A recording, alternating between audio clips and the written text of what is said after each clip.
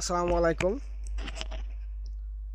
আপনাদের সামনে আজকে একটা ভিডিও নিয়ে কথা বলতে চাচ্ছি, যা অতি একটা মানবিক ঘটনা। এই 5 দিন যাবৎ দেখছি পাবনা জেলার ঘটনা। সম্ভবত 10টি কুকুর বাচ্চা নিয়ে এক মহিলা মেরে ফেলার কারণে জেলখানায়।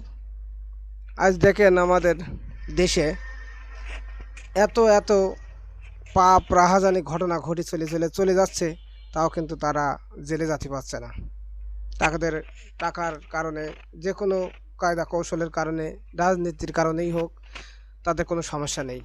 আজ দেখেন একটা মহিলা মানুষ তার দুধের বাচ্চা কোলে আছে, মাত্র 1 থেকে 2 বছর বয়স। সে অপরাধের কি জানে বলেন? আজ দেখেন সেই বাচ্চা সহ মা জেলখানায়। হ্যাঁ, দেশের আইন আমি মানি, আলহামদুলিল্লাহ। আমি যথেষ্ট পরিমাণ চেষ্টা করি আইন মানার।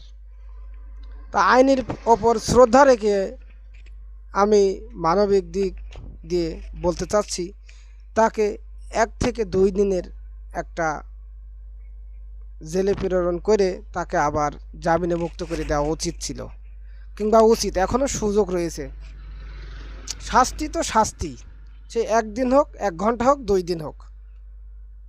আমি দেশের আইনের ওপর শ্রদ্ধাশীল রেখে অনুরোধ করছি, তাকে যেন ছেড়ে দেয়। 1 দিন জেলখানা থাকলেও সে অপরাধী, 2 দিন থাকলেও অপরাধী। আমি এতটুকুই আপনাদের কাছে আবেদন করছি। দোয়া করবেন সকলে।